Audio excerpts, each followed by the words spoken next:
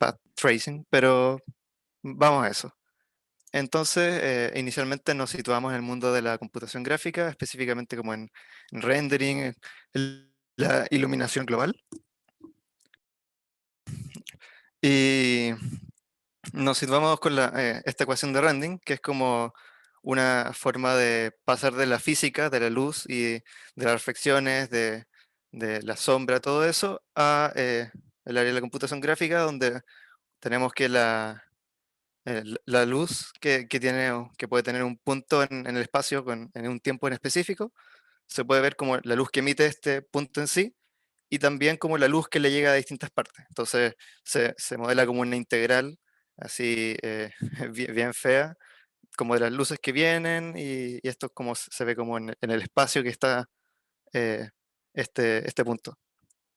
Entonces a partir de eso surge un modelo de iluminación global que se llama Ray Tracing, y la idea es que realizamos específicamente esto de lanzar los rayos y de simular la luz y su movimiento desde la fuente de luz a los distintos objetos, y luego que le llega a la cámara, y esta cámara luego puede colocar una imagen como la que se muestra, por ejemplo, en este lado. Entonces lo bueno es que permite realizar reflexiones súper realistas, lo mismo con las reflexiones, permite generar sombras, y dado que genera estos rayos, y como se puede ver aquí, como que depende de la cantidad de luz como de otras partes, y al final se vuelve como algo recursivo, es súper costoso.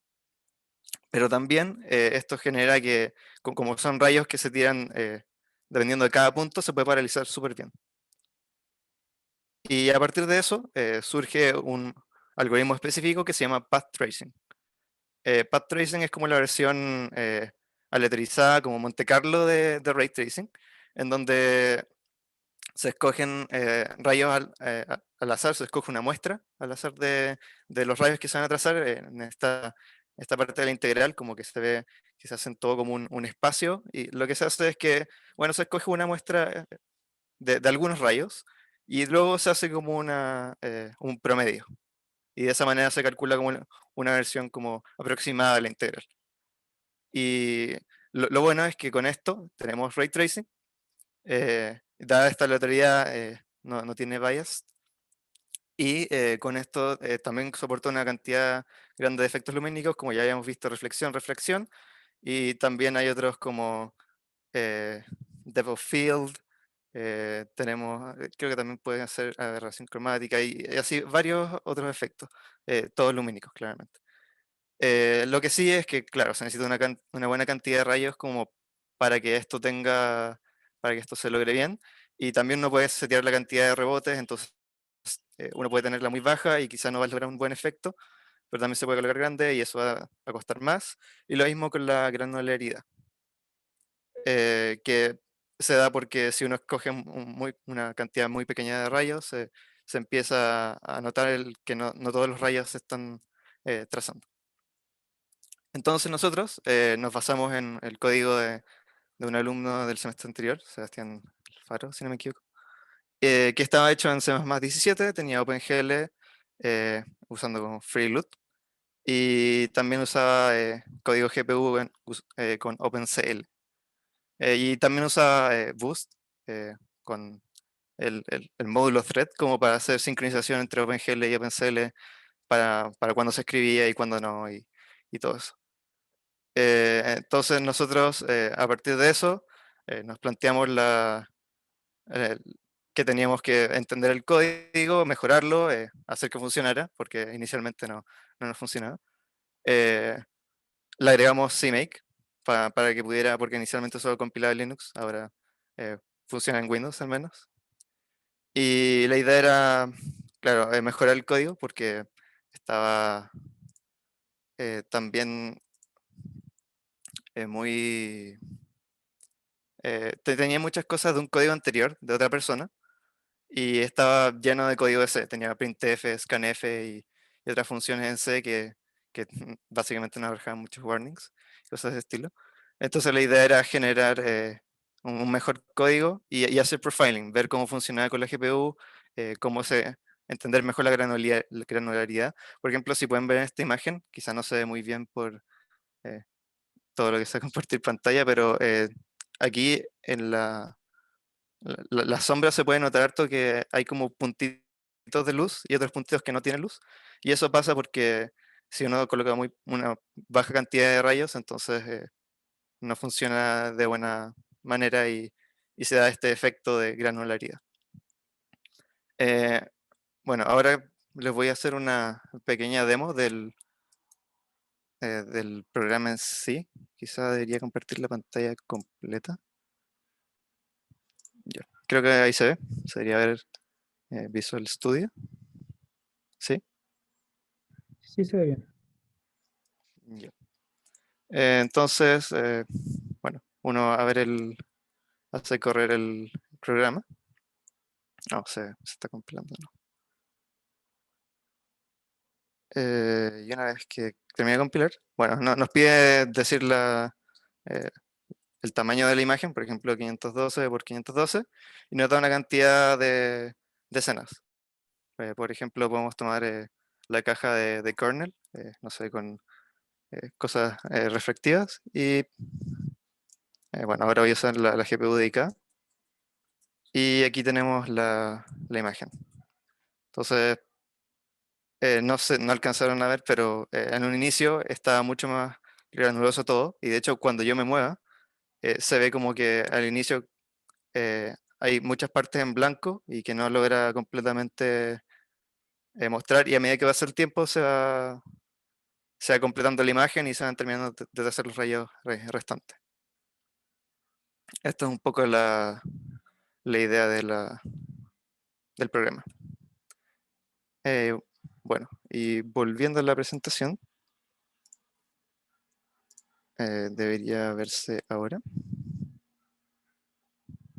Les dejo con Pablo para los resultados.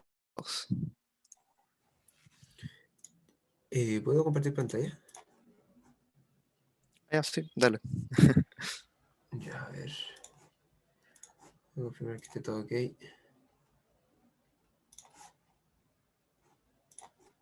Yes, share. Ok. Y cuando yo comparto pantalla por Zoom, se me queda la pantalla negra unos minutos. ¿Se ve todo bien? Todavía no, soy negro, como dices tú. Ahora sí. Ya. Como adaptamos nosotros a la solución de OpenCL es que ya tenía algunas referencias en OpenCL a los que se llaman events y cómo se le entregaban estos events al kernel de OpenCL.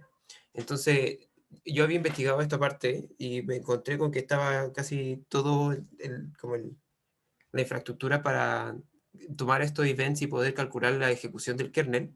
Y lo que terminé haciendo es que cada vez que se ejecutan 60 kernel, toma todos los tiempos acumulados, los divide por la cantidad de kernels que calculó y después ve el tiempo final en cuanto se demoró cada uno de estos kernels.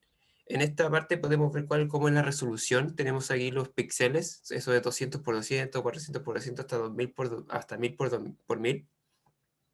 Y lo hicimos con la GPU dedicada, que esto es una NVIDIA GTX 1500 y una GPU integrada. En amarillo podemos ver que se vuelve bastante exponencial la GPU integrada y que es mucho mejor el rendimiento de la GPU dedicada. También lo hicimos con la cantidad de rebotes. Aquí nos metimos un poco más con el kernel en sí, de cuántas veces hacíamos el rebote de cuando se alcanzaba una superficie. Empezamos desde cero, donde es literalmente ray tracing apagado. Uno se puede notar que no hay ningún efecto en ese caso. Y vamos aumentando gradualmente la cantidad de rebotes. El proyecto base estaba en 6 y nosotros llegamos hasta el número 10. Podemos ver que el incremento en costo es un tanto lineal.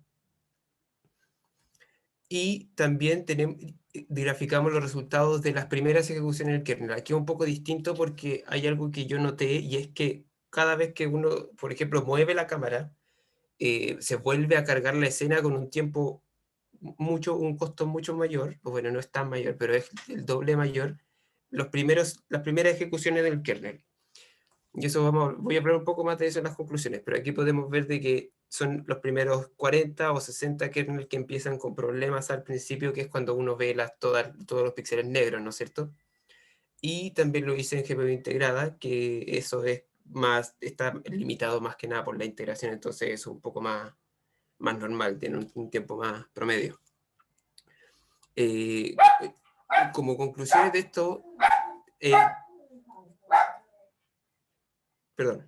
como conclusiones de esto, tenemos que el proyecto en sí, perdón, denme un ratito por favor.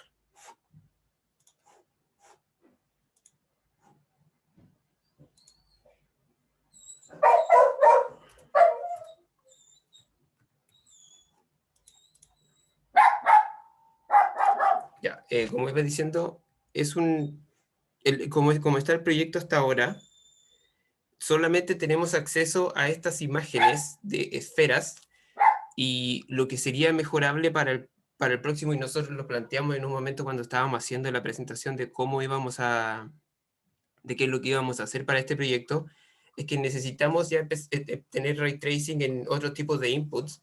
Como decía Beltrán, esto está hecho con esferas. Si notan, tenemos solamente ejemplos de esferas y es porque solamente tenemos definida la interacción con las esferas. Habíamos pensado nosotros en usar .bj y de esa misma manera podemos usar distintos tipos de inputs para empezar a hacer más general esta solución, ¿no es cierto? Yo creo que lo que se podría mejorar mucho de esa parte, aparte de todo el refactoring de C a C++ y un poco el paso que hicimos nosotros con CMake. Eso también nos da la oportunidad de empezar a profilear memoria, porque con esta esfera es un poco complicado cambiar la escena. Esta escena estaba como fija en ese proyecto y era difícil cambiarlo. Estaban usados por pixel mapping, pixel point mapping, archivos, creo. Y la segunda conclusión es este movimiento y estos resultados que tenemos cada vez que movemos la cámara, ¿no es cierto? Podríamos mejorar el algoritmo de manera de que si es que vamos a usar path tracing en tiempo real, necesitamos algún método de que cuando movamos la cámara sea una experiencia un poco más fluida y no tenga estos como pics al principio, ya que si es que estamos moviendo la cámara es súper poco fluido, ya que se va pegando cada vez que la movemos. Sin embargo, también cabe destacar de que nos genera mucho más realismo tener más rebotes y en que la granularidad de estos casos disminuye y el costo es lineal cuando intentamos incrementar los rebotes para disminuir esta granularidad.